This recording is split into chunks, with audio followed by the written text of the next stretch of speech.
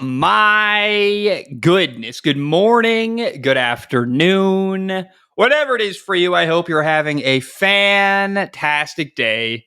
My name is Zach Schomler. This is Strong Opinion Sports, episode 661. Welcome in as I hit record on my backup audio, which is very important. The other day, by the way, I recorded and my audio was like totally messed up in the recording. Thank goodness I recorded with two sources. My backup is very important. So you got to hit that. Welcome in, everyone. Joining me is my co-host, Nathan Hawthorne. Nathan, how are you?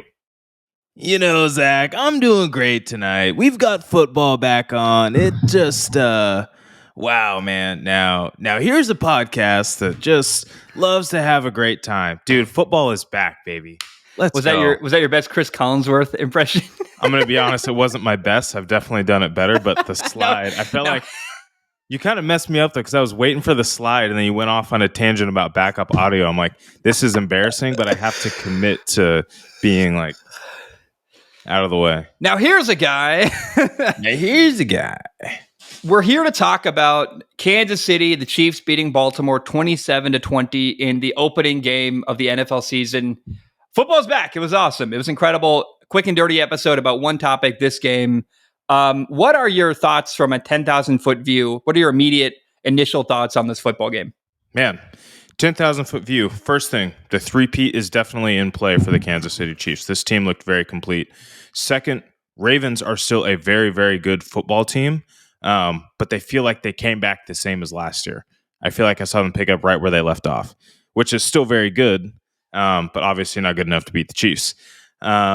Yet. And this is going to be, hot take alert. I've been a Lamar Jackson fan, a promoter, somebody who believes he can do it.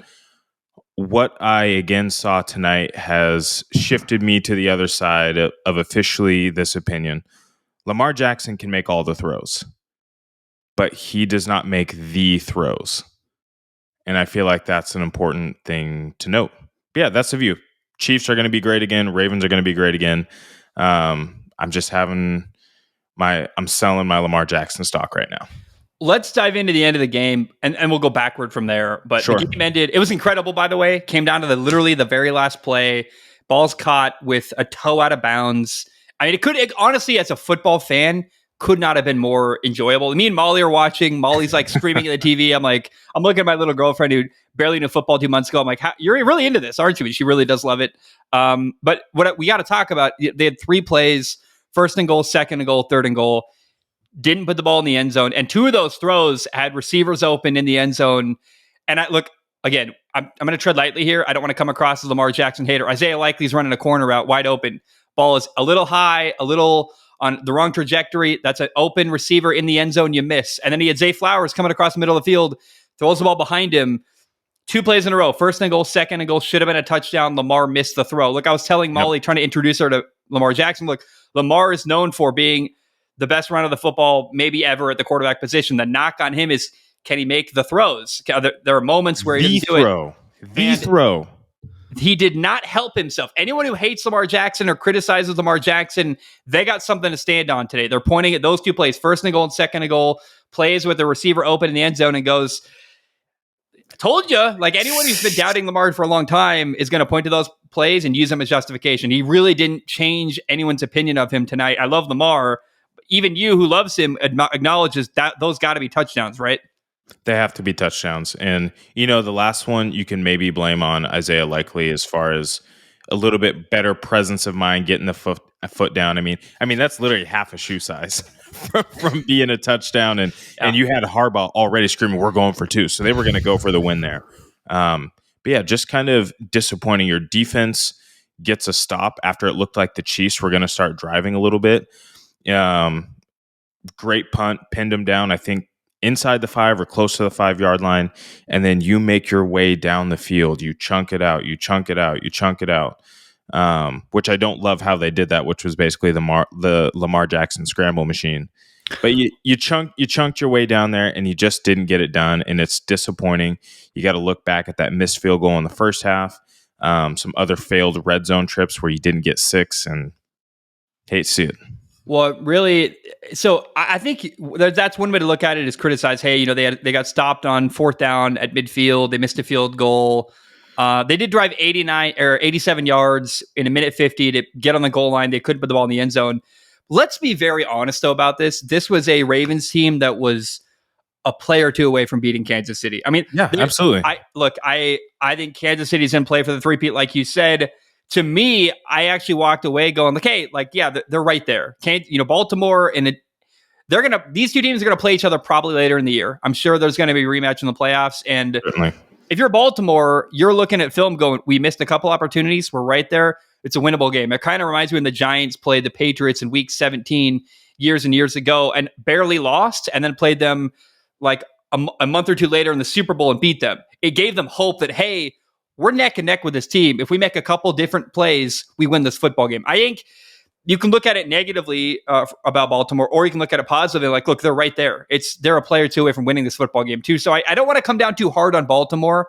Agreed. I think the fact that they're a play away from winning this game is actually impressive, given that I thought in the offseason, Kansas City got way better and Baltimore didn't. And yet they're still right here. They added Derrick Henry. The offensive line was suspect. And I thought, all things considered, that's a really admirable performance by Baltimore. I got to say, I was terrified. Isaiah Likely was the biggest playmaker in the passing game for this Ravens offense. What an athlete he's turning out to be. Dude, he gets hurt on first and goal with like 15 seconds left. He's high up in the air. He lands on his arm. He did what you're never supposed to do. Hey, athletes out there, if you're going to fall, go limp and never try to catch yourself with your hands, because that's how you break your wrist or break your arm. And you watch the replay, Isaiah, like, his hand goes straight out. His elbow flexes in a horrible position. Me and Molly are watching. Molly's a nurse, my girlfriend. She's an ER nurse.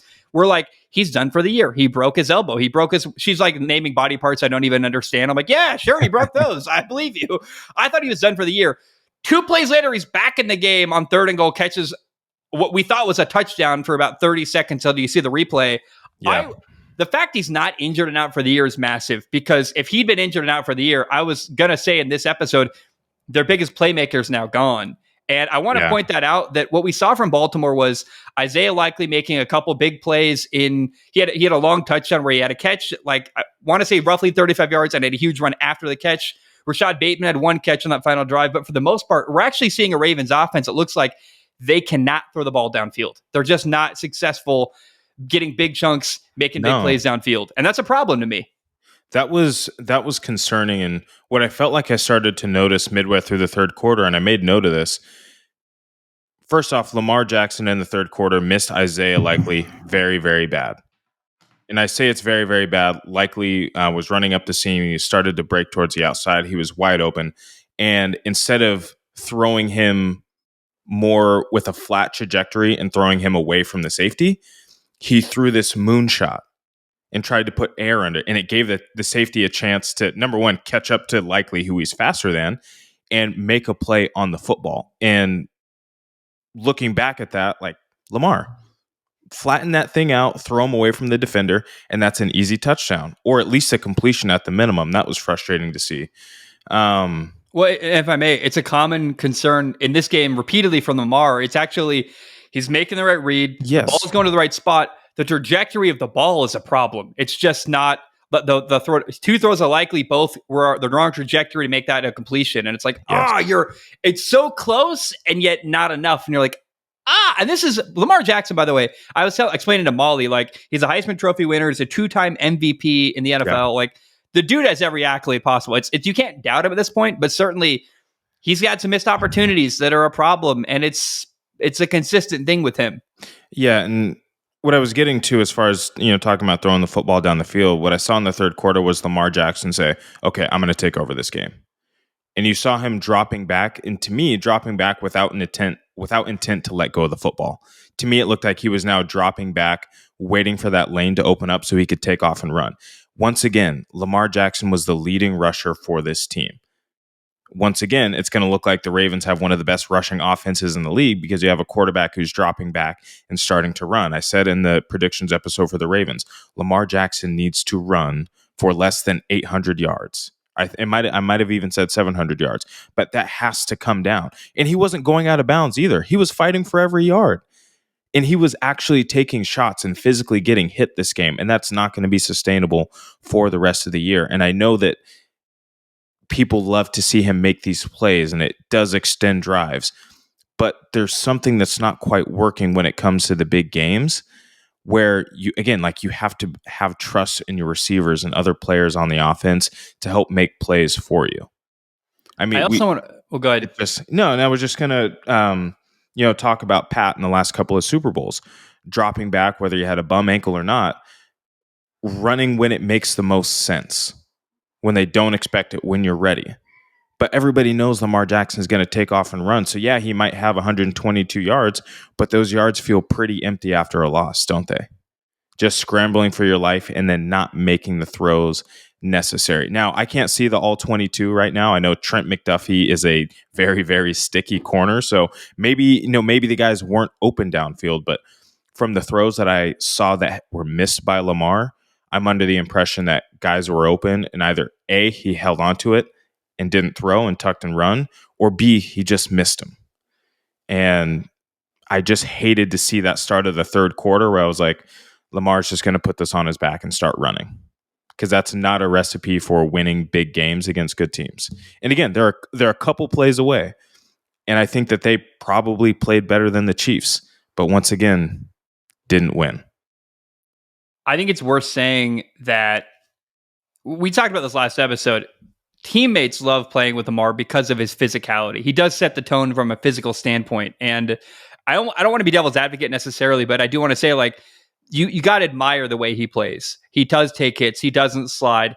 The concern is you got to think bigger than that. You got to think, hey, you got to play 17 games and a couple playoff games. You got to be healthy all year. You can't be taking unnecessary hits. You watch the way Mahomes plays, and Mahomes can run, dude. He makes plays outside of the pocket a lot, but he chooses his moments when to take a hit. It's much more careful. And I do want to say, I took a note early. I loved early in this game watching Derrick Henry and Lamar Jackson in the same backfield. The opening drive for the Ravens, Derrick Henry had a touchdown, and it was so exciting. Go ahead. Beautiful. Yeah, it was a beautiful drive. You leaned on the run game. You let Derrick Henry wear on you. You made some very big third down conversions to extend the drive. I think they may have also been gifted a penalty. I can't remember it clearly. They did a sick play, I want to point out, by the way, where they put Derrick Henry in motion towards trips and then pulled some guards left and ran. I don't know what you even call it, but they had pulling guards out in front of Lamar Jackson, running to the left side of the field, away from the motion from Derrick Henry, right? It was incredible, that play call. It was kind of like a power sweep, it almost looked like. But yeah, it was great. And like that kind of design run, I can get behind. But then all of a sudden, we're throwing the ball on first down. And I made note of it in the first quarter. Hey, like, Derrick Henry can wear on this team. You know what I mean? When you start, because that's the beauty of Lamar Jackson, right? When it is that third and long, when it is third and short or whatever, he can pick that up. But then on the situations where maybe you don't want to lean on Lamar and the defense is exhausted because you've completed 2 third downs already, and then you just hand it to Derrick Henry and he falls forward for that extra 2 or 3 yards that maybe is going to get you another first down or get you into the end zone. And I feel like they just went away from it so quickly. And I'm not the guy that says you need to run the ball on first down every time. But my goodness, if you've got Derrick Henry and he's not your leading rusher, we got to talk about something. Because something's not right. And I know that maybe Derrick Henry isn't, the guy that he used to be. But you bring him in to add to your physicality and to pound teams.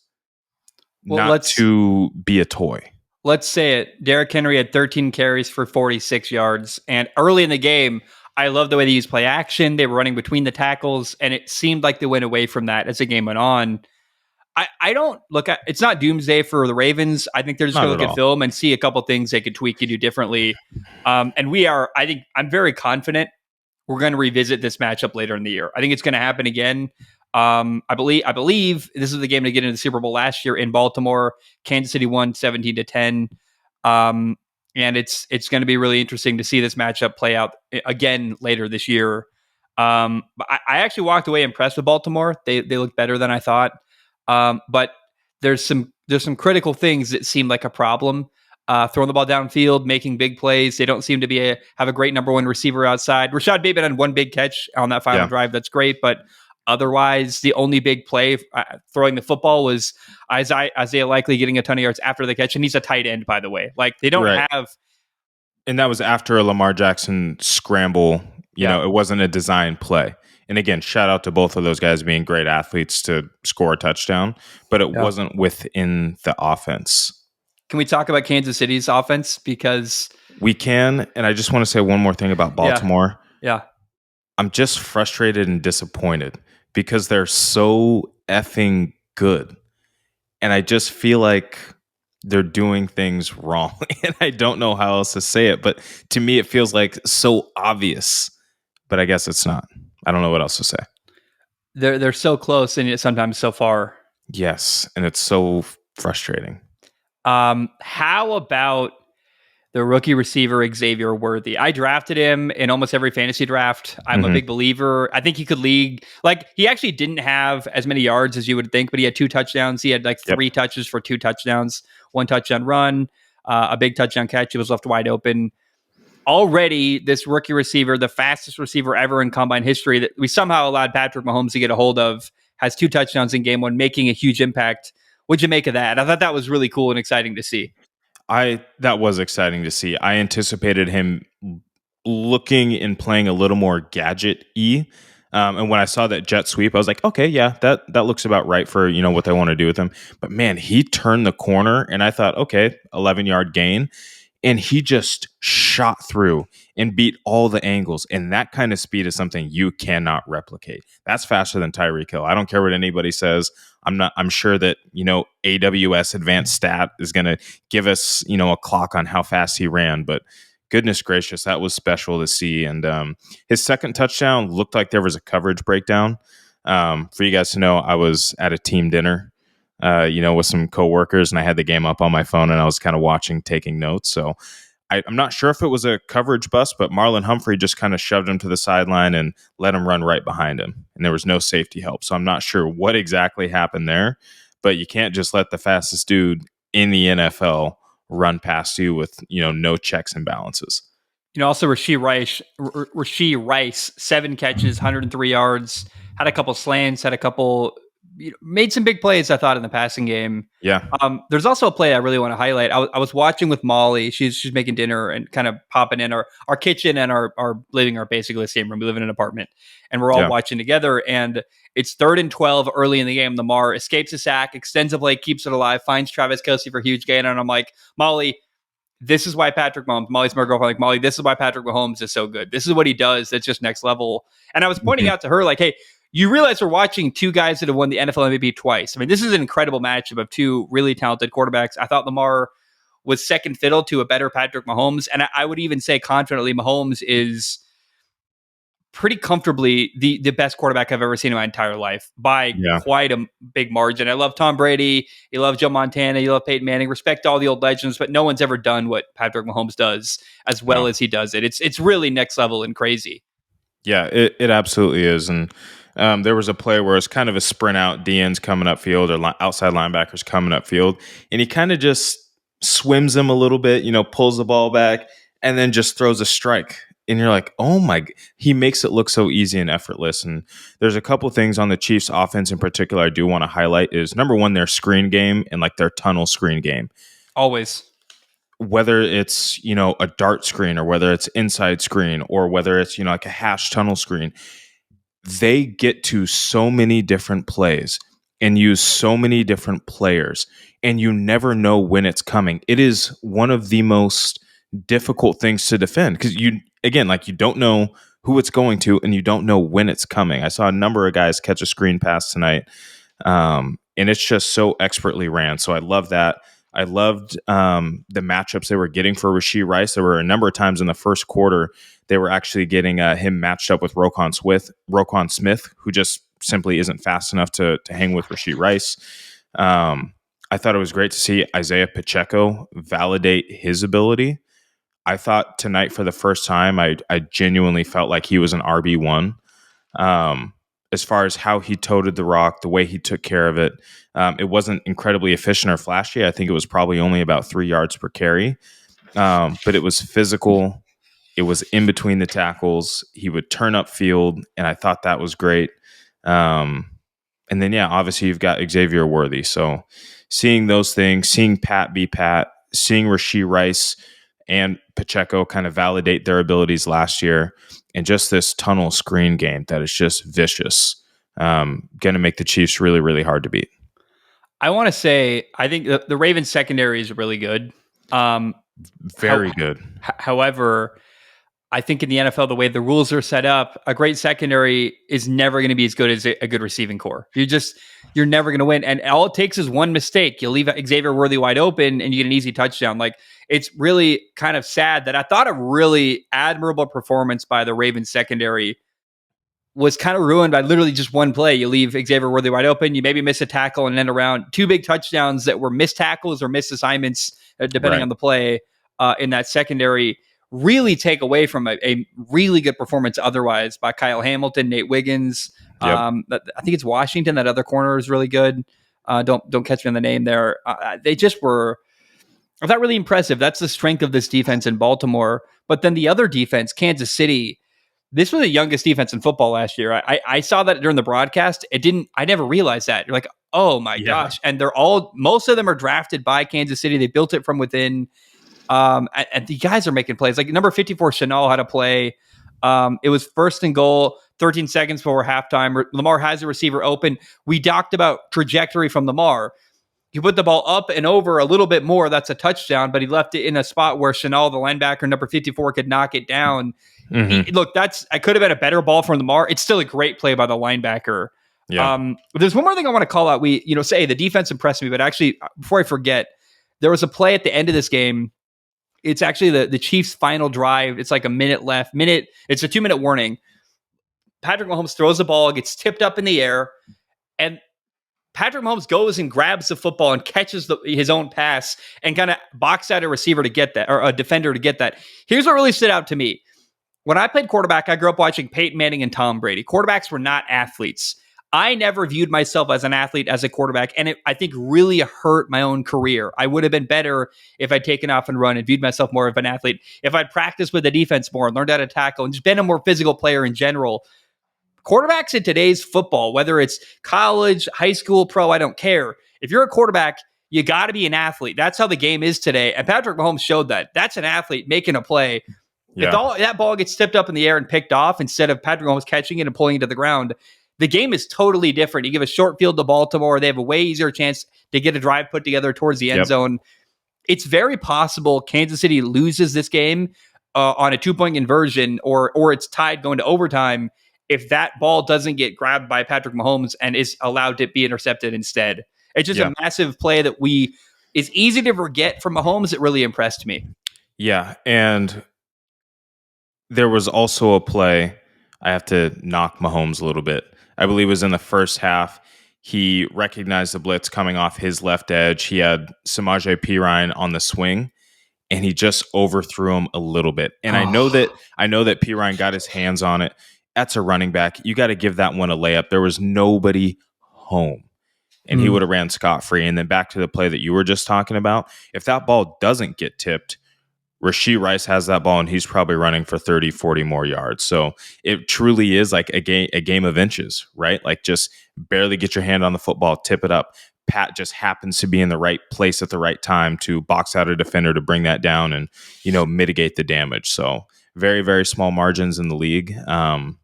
And yeah, just great playmaking all around. I thought the Ravens D-line really made it tough for Pat today. They were in his face frequently. He didn't have a clean pocket all the time. They got enough pressure to force a really, really bad, uncharacteristic interception from Pat. So again, this Ravens team is still so good. We saw David Ojabo get a sack. That's a guy who would have been a first-round pick out of Michigan, who tore his Achilles in the draft process, basically. And basically redshirted his rookie year in the NFL, who was drafted later by the Ravens, who had first-round talent but was injured, and they viewed him as more of an investment. I thought it paid off today. He put some pressure on Mahomes. He had a sack. He was disrupting the game a little bit. I'm curious to see how the rest of his year goes. Other than one sack, was kind of quiet, but he was getting some pressure and disrupting a little bit. And it's a story worth following. Is what kind of year does David Ojabo have? What kind of impact does he have? Like when week 17 comes around and we look back on the year, I guess week 18, we're going, hey, Does David Ojabo have 10 sacks? Is he becoming an impact player on this defense? I think it's very possible. What else stands out to you? I got one more thing, but it's actually non-football related. What else stands out to you about this football game? What stuck out to me was how good Trent McDuffie is. Trent McDuffie is so good, and he's a great tackler as well. I think about a fourth down call where I would have handed it to Derrick Henry. It was maybe it was a long 3 yards, and they opted to go with a kind of a jet sweep screen pass to their right side, and Trent McDuffie sheds the block, comes up, makes the tackle. It was I can't remember who the receiver was. He was like really low down to the ground behind the tackle, and they tried to have Nelson Aguilar, I believe, kind of take off downfield. And I don't know if they wanted him to block or what the plan was, but Lamar clearly predetermined the throw to the flat, and it was there, but it was a great tackle by Trent McDuffie to kind of blow that play up. And you wonder, it was something was wrong with that play design, whether they wanted Aguilar to block McDuffie or what, but it was a really a cool play design that didn't quite work out the way they wanted. You could tell they were talking about on the sideline, like, hey, something wasn't right there, but either way, it was an incredible tackle in the flat in a key moment by Trent McDuffie. Yeah. And to kind of put a bow on this and wrap it up, just the conclusions from the game. Yes, Chiefs three-peat very much in play here. It is very, very possible for them to do it. They're going to get more polished. And on the same note, Ravens, them returning to the form that they had last year and walloping some of the best teams in the league. Very, very possible for them to return to that form. Both defenses are still very, very good. Both offenses are very, very good. And we were able to see a validation of abilities from Isaiah Pacheco and Rashee Rice on that team, and Xavier Worthy as well. So positives for the Chiefs, certainly positive for the Ravens as well. Yeah, I think Kansas City, man, is the team to beat right now in football, and they showed it again tonight. It's people really hate. I saw, like, we were in the Discord chat, and people are saying, "Oh, I'm so tired of Kansas City." I used to be that way. There was a long period of time where I was like, "Oh, they've been so good for so long. I'm sick of it." It's gone past that point to me where I'm like, now I just feel this appreciation. Like, hey, I'm watching greatness happen. Enjoy the ride, baby. And to me, I'm not a fan of Kansas City. I don't care that much, but I wouldn't mind seeing them win a third Super Bowl in a row. It'd be the first time it's ever happened. It's so impressive to do that.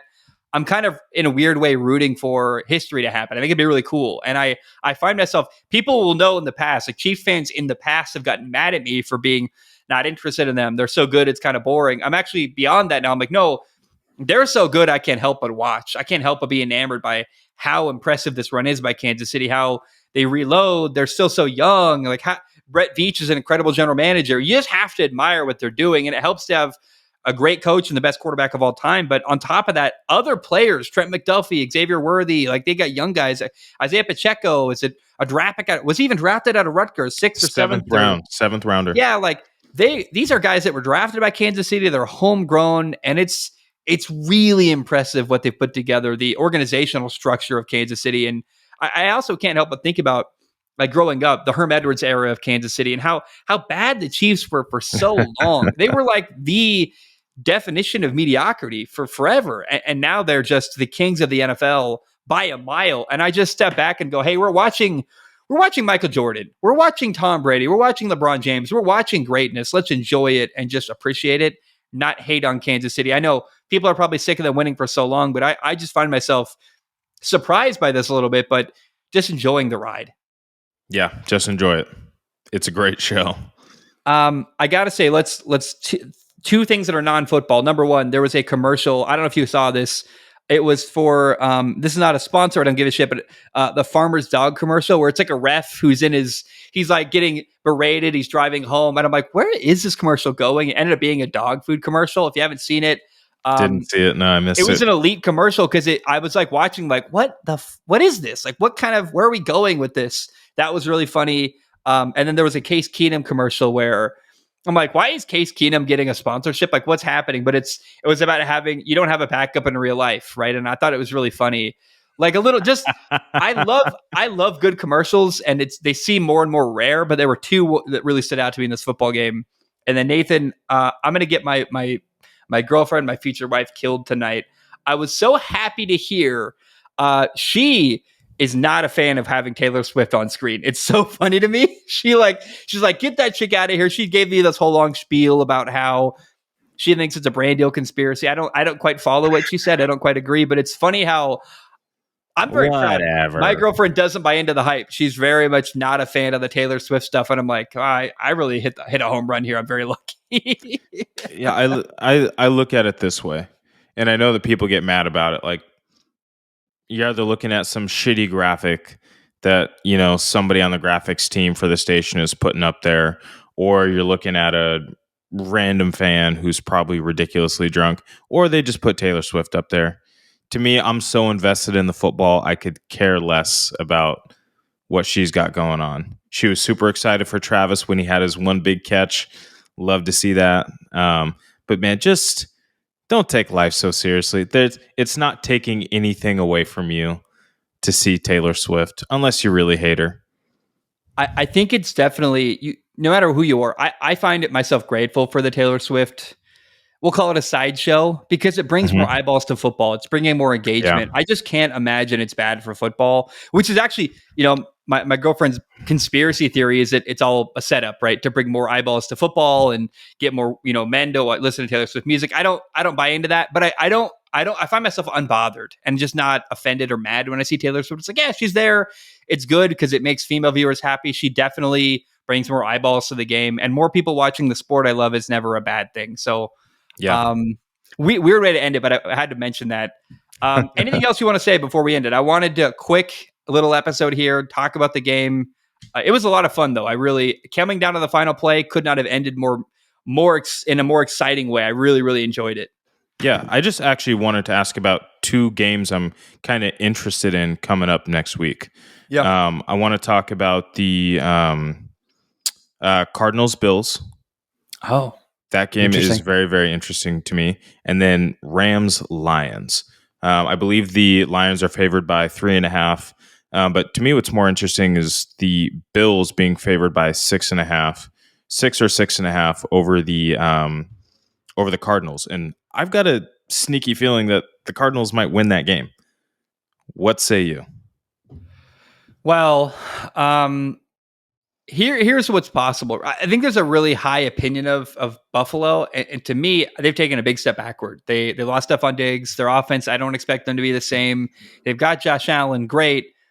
If Buffalo isn't as good as we expect, and Arizona is better than the common belief would believe, that's a really close competitive game. It's a huge moment for Kyler Murray to grab some respect. You come out week one, no one believes in you. You think you're a terrible franchise. You beat Buffalo, you make kind of a statement. If Buffalo loses to Arizona, they're in trouble, because you look at the rest of their schedule, there's a lot of really, really tough victories, tough games on Buffalo's schedule. If they struggle against Arizona, you're in for a really long season. So I think actually the Arizona-Buffalo game is a great test for both teams, because it's going to teach us a lot about where they kind of stand, about how good they are. That's I think that's why you're interested in it, right? It's a litmus test. We'll find out where these two guys stand. The Rams-Lion game, I made a decision. I can't remember who. I started Matthew Stafford in one of my leagues over, I believe, Kirk Cousins, because Kirk is playing the Steelers defense. Ooh. And Matthew Stafford's playing the Lions defense. Look, I respect the Steelers defense a lot. It's not that the Lions defense isn't good. In fact, I think I even, in that same team, because I got 4 fantasy teams this year, I think I'm starting Matthew Stafford against the Lions defense, and then my defense that week is also the Lions defense. So I'm in trouble there, right? It's not great. But my thinking is, hey, I think Matthew Stafford comes to play in Detroit in a big game. Yep. There's no way he doesn't show up and have a big night. I just can't imagine he's not going to have a great night in Detroit in a really meaningful, emotional game for him. That's what's fun about it. That's Sunday Night Football. I was explaining to Molly, my girlfriend, the stakes. Like, hey, Sunday night, we're going to watch a really fun game where it's two quarterbacks that got traded for each other. And Matthew Stafford did what Jared Goff could never do, which is win a Super Bowl with the Rams. But in the same breath, Jared Goff did what Matthew Stafford could never do, which is actually finish the turnaround of the Lions franchise and make them into a winner. Yeah. Yeah. They both did, but the other one couldn't. And I think there shouldn't be bad blood between either one. But it's going to be because of their intense, relationship with the way they were traded for each other and the intimacy of that relationship. It's going to be really interesting to watch that game because of that. Yep. But why does that game, the Lions Rams, stick out to you?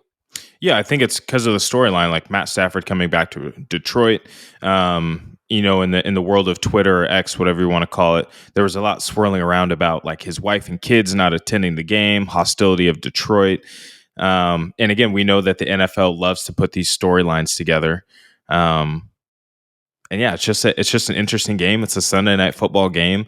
If all goes to plan, it should be a fun, high scoring, electric game. And just wanted to know what you thought about whether or not Matt was going to show up in the big time, and it sounds like you think he will. Well, a couple of things here. First of all, I'm actually the Matthew Stafford storyline is great, but we already saw it. You remember the wild card round last year? The Rams played in Detroit and lost 24-23. Like we've already had Matthew Stafford's return to Detroit true. game, so I'm a little less. That narrative excites me less. What I'm really interested in is what does Jared Goff look like? What do the Rams? What do the Lions look like? I think what's going to happen to me. Aaron Donald retired, and I think the Rams are awesome. They got a big question mark in their front seven, especially in their run defense. Mm-hmm. Look, the Lions have arguably the best offensive line in football. They've got David Montgomery. They've got Jahmyr Gibbs. I think what we could see is a game where the Lions just pound the rock and run the football a ton, right up the gut into the weakness of this Rams defense. And that could be the formula for them to win. By the way, I'm forgetting, I talk about commercials. I saw Dan Campbell Applebee's commercial that was like really fun. That is a fun one. That's Molly's mom has a huge crush on Dan Campbell. Like that's her guy. And I sent her the commercial. I'm like, hey, look at your guy, Dan Campbell. He's not single, but he's pretty cool. Anyway, man, I don't have much more to add. I'm curious. Was there anything else you want to say about Buffalo, Arizona? No, nothing else for those guys. I'm excited to see a healthy Kyler Murray link up with all the weapons that he has. I know a lot of people maybe don't believe in Michael Wilson. I think he's going to have a solid year. But Michael Wilson, Marvin Harrison Jr., you got James Conner back there at running back. I drafted Michael Wilson in almost every league. Him, Brian Thomas, and Xavier Worthy are often my receivers because you can get them later in the draft in fantasy. Yeah, I think all three are going to have a big year. I think anytime you're a number 2 target with Kyler Murray, you're going to get lots of attention. Yeah, I think we're both on the same page. Michael Wilson's going to be a bigger threat and a bigger target than people realize. Yep, because he finally also has a capable and healthy quarterback on a consistent basis.